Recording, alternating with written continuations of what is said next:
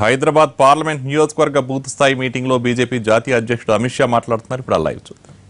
ये विस्तारक निकलकर आज 3 दिन तेलंगाना के 3 गांवों में जाकर आया हूं. ये 4 लाख विस्तारक जो निकलने वाले हैं वो देश भर के 8.5 लाख बूथों के अंदर जाकर भारतीय जनता पार्टी के विस्तार का काम करेंगे. वो दीनदयाल उपाध्याय जी के जीवन के बारे में देश की जनता को बताने वाले हैं.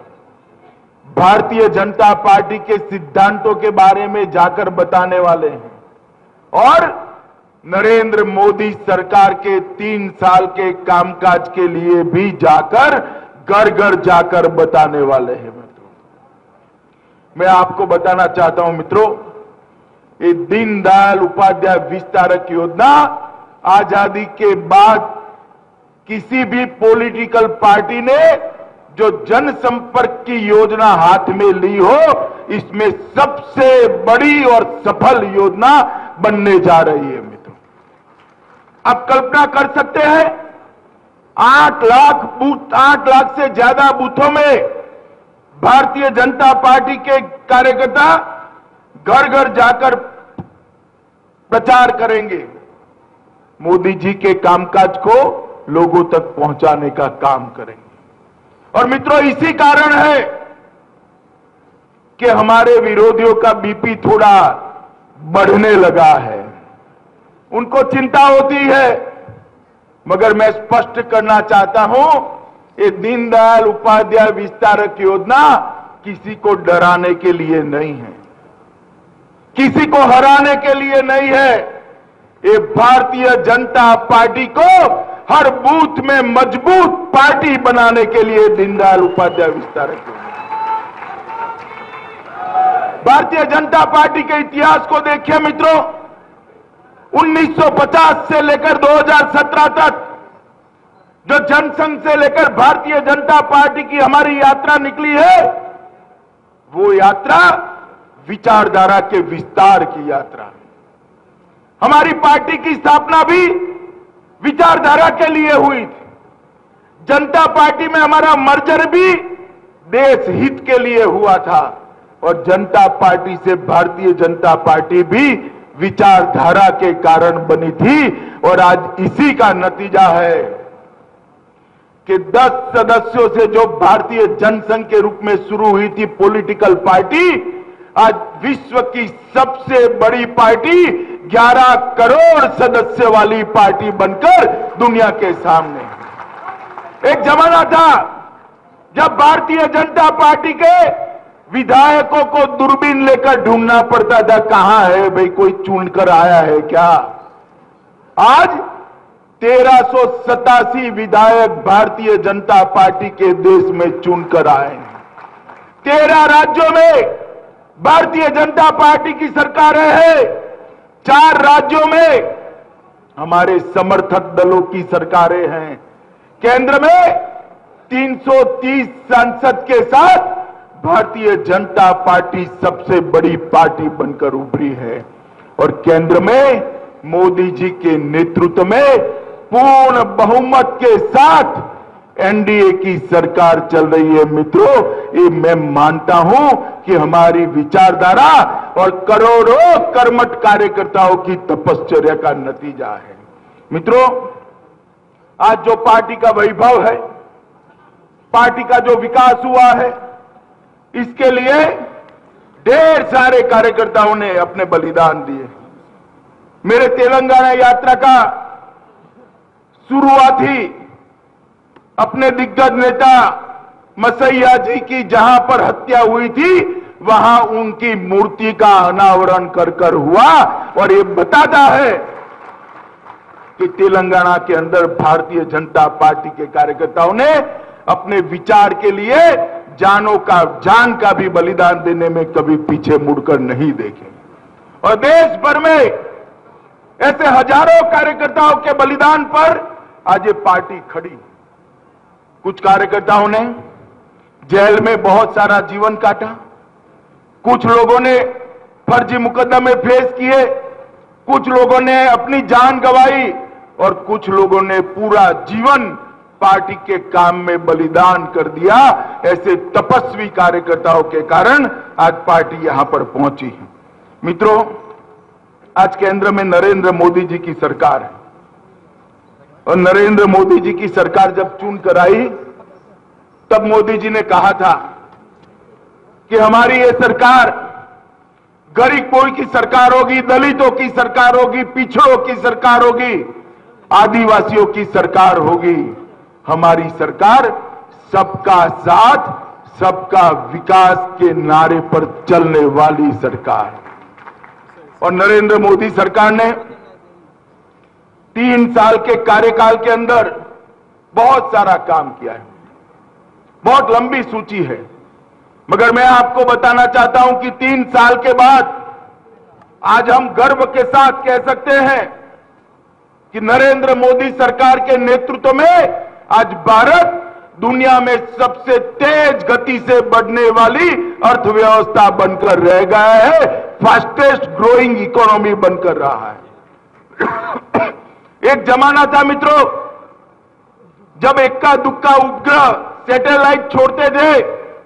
मोदी जी के नेतृत्व में, उनके प्रधानमंत्री काल में भारत ने एक साथ 104 सैटेलाइट को अंतरिक्ष में छोड़कर अमेरिका से भी आगे निकलने का काम किया है।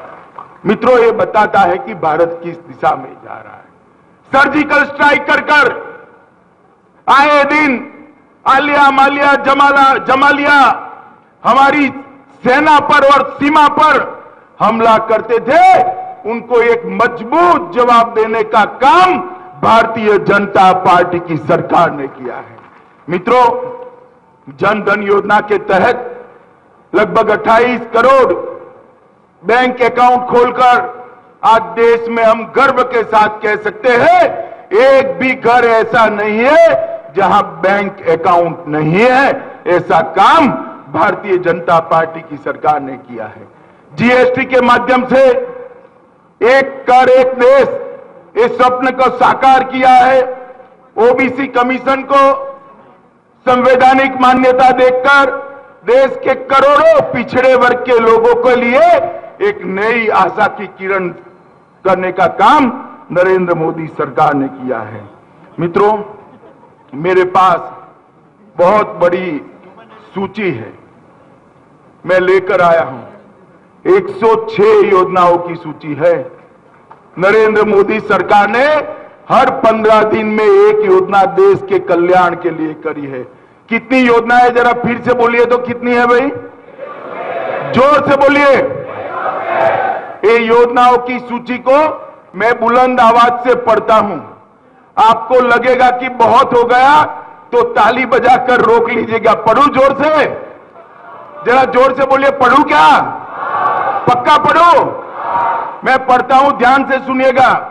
प्रधानमंत्री जन धन योजना, प्रधानमंत्री आवास योजना, सुकन्या समृद्धि योजना, मुद्रा बैंक योजना, जीवन ज्योति बीमा योजना, सुरक्षा बीमा योजना, अटल पेंशन योजना, सांसद आदर्श ग्राम योजना, फसल बीमा योजना, ग्राम सिंचाई योजना, गरीब Kalyan Yojana, make in India, स्थूल सिंचाई, स्वच्छ भारत अभियान, बाल स्वच्छता मिशन। अरे भाई, अभी तो मैं 18 तक पहुंचा हूं। अभी कुछ लोग हमारा अकाउंट मांग रहे थे कि बताओ भाई नरेंद्र मोदी सरकार ने क्या किया है। मैं उनको कहना चाहता हूं, आंख और कान खुला कर देख लीजिए। 70 साल में सभी सरकारों ने नहीं किया, वो नरेंद्र मोदी सरकार ने 3 साल के अंदर किया है। इतनी सारी योजनाएं, इतने सारे काम को लेकर नरेंद्र मोदी सरकार ने देश के हर घर में विकास पहुंचाने का काम किया है।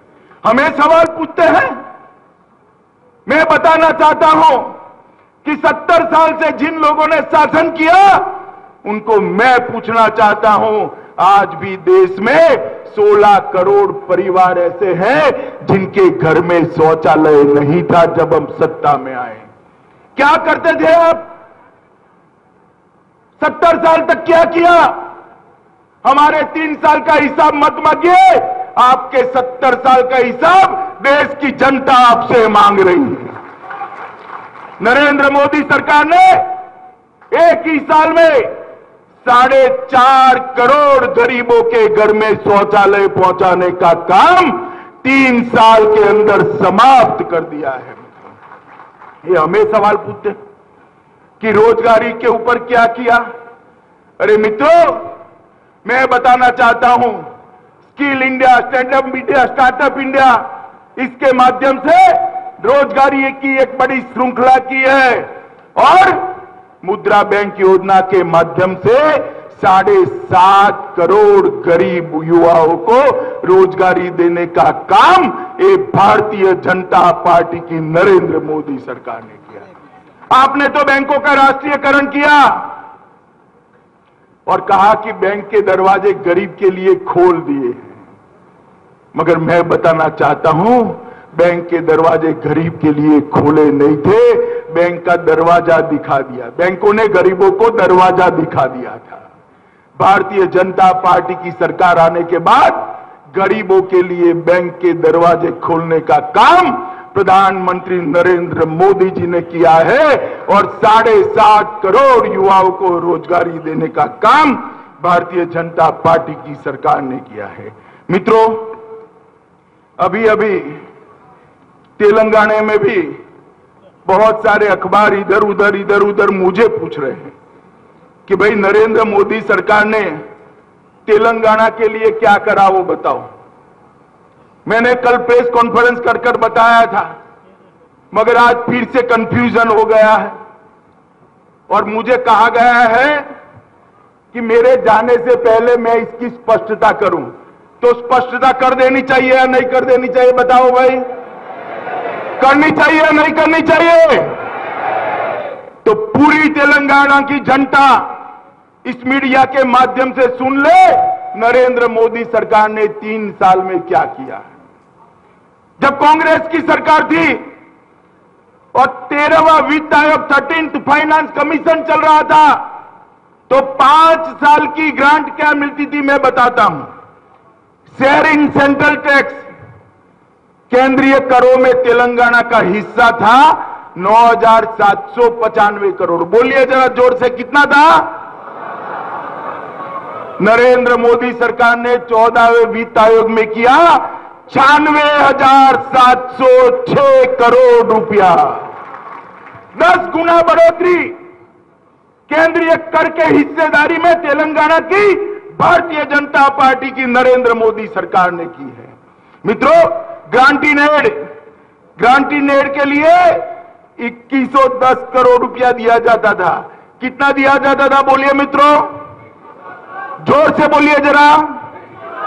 अब ग्रांटी नेड के तहत 99 करोड़ रुपया, 9,900 करोड़ रुपया नरेंद्र मोदी सरकार ने दिया है। लोकल बॉडी ग्रांट के लिए 249 करोड़ रुपया दिया जाता था। कितना दिया जाता था भाई? वो 249 करोड़ को बढ़ाकर 14वें वित्त आयोग के अंदर 8,764 करोड़ देने का काम ये भारतीय जनता। मित्रों, कल मैंने कहा था, उस पर मैं डटा रहा हूं, नरेंद्र मोदी सरकार ने 1 लाख करोड़ से ज्यादा रुपए की सहायता तेलंगाना की जनता को की है। ये बात सही है कि हम कोई तेलंगाना पर उपकार नहीं कर रहे हैं। ये तेलंगाना की जनता का अधिकार है। तेलंगाना की जनता का भारतीय जनता पार्टी की नरेंद्र मोदी सरकार पर अधिकार है और नरेंद्र मोदी सरकार का फर्ज है कि तेलंगाना का विकास करना। मगर जब पहले कांग्रेस की सरकारें थी तब क्या देती थी और हम क्या दे रहे हैं, वो तो हमें बताना चाहिए या नहीं बताना चाहिए भाई, बताओ। तेलंगाना की जनता को बताना चाहिए या नहीं बताना चाहिए? तो मैं तो विनम्रता से यही बता रहा हूं कि हमने 1 लाख करोड़ रुपया ज्यादा देने का काम किया है। आप लोग घर घर जाकर बताएंगे? देखो, आधा अधूरा न बताना। इसके अलावा भी बहुत सारा काम हुआ है। तेलंगाना को एम्स देने का काम नरेंद्र मोदी सरकार ने किया, आदिवासी यूनिवर्सिटी देने का काम किया, हॉर्टिकल्चर यूनिवर्सिटी देने का काम किया, जयशंकर तेलंगाना एग्रीकल्चर यूनिवर्सिटी देने का काम किया, PV Narasimha Rao veterinary science की यूनिवर्सिटी देने का काम किया, शिक्षा के सुधार के लिए 1800 करोड़ रुपया अलग से दिया, 40,800 करोड़ के, मैं फिर से रिपीट करता हूं, 40,800 करोड़ के इंफ्रास्ट्रक्चर के प्रोजेक्ट सिर्फ दिए। कितने के दिए हैं भैया? अब किसी को सूची जाननी है, कहां है, दिखाई नहीं देता ऐसा कहते हैं, तो मैं सूची जरा जोर आवाज से पढ़ देता हूं। पढ़ दो, याद रखिएगा। हाँ, हैदराबाद बेंगलोर राजमार्ग, हैदराबाद विजयवाड़ा राष्ट्रीय राजमार्ग, यादागिरी वारंगल 4 लेन रोड, महिलाओं और बाल विकास के लिए 1055 करोड़, मिड डे मील के लिए 116 करोड़ ज्यादा, स्वास्थ्य और पोषण के लिए 1000 करोड़ ज्यादा, और अलग अलग योजनाओं के लिए 12,000 करोड़ रुपया की सूची मैं लेकर आया हूं मित्रों, क्योंकि मुझे मालूम था कि मुझे पूछा जाएगा, इसलिए मैं लेकर आया हूं मित्रों। ये नरेंद्र मोदी की सरकार है, भारतीय जनता पार्टी की सरकार है।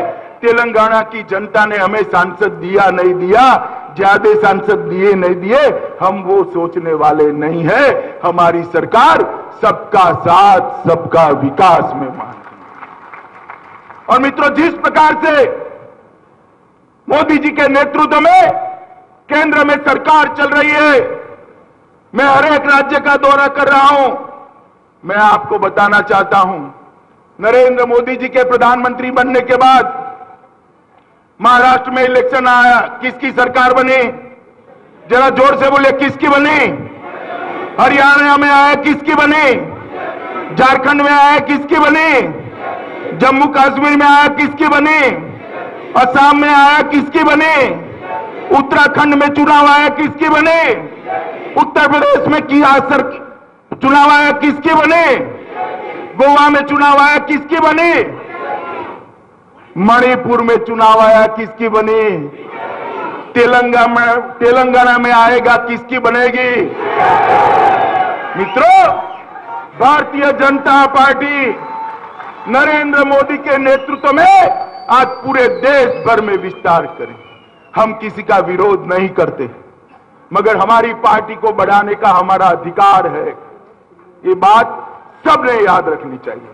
आप मुझे बताइए, ये सारा विजय जो मिलता है, बिहार में भी मत प्रतिशत मिला, भले हार गए, दिल्ली में भी मत प्रतिशत बढ़ा, केरल में बढ़ा, बंगाल में बढ़ा, ओडिशा में बढ़ा, त्रिपुरा में बढ़ा, वो नरेंद्र मोदी जी के अकेले के कारण बढ़ रहा है क्या? देश के करोड़ों भारतीय जनता पार्टी के कार्यकर्ता और नरेंद्र मोदी के नेतृत्व के कारण बढ़ रहा है। आप मुझे बताइए, हम मानते हैं कि दक्षिण के सभी राज्यों में भारतीय जनता पार्टी मजबूत होनी चाहिए। होनी चाहिए या नहीं होनी चाहिए? होनी चाहिए या नहीं होनी चाहिए? तेलंगाना में भी भारतीय जनता पार्टी मजबूत होनी चाहिए या नहीं होनी चाहिए? मित्रों, पार्टी वैसे मजबूत नहीं होगी। तेलंगाना भारतीय जनता पार्टी के हर कार्यकर्ता को मीडिया के माध्यम से और हैदराबाद के सम्मेलन के कार्यकर्ताओं के माध्यम से मैं कहना चाहता हूं, परिश्रम की पराकाष्ठा करिए, घर घर में जाकर नरेंद्र मोदी का संदेश पहुंचाइए और भारतीय जनता पार्टी को मजबूत करिए। करेंगे क्या आप? ऐसे नहीं भैया, जोर से बोलिए, करेंगे? पीछे वाले नहीं बोल रहे, करेंगे? पक्का? मोदी जी को बता दूं मैं, तो मेरे साथ दोनों हाथ ऊपर उठाकर, मुट्ठी भींचकर विजय के संकल्प के साथ बोलिए, भारत माता की, भारत माता की, भारत माता की, वंदे मातरम।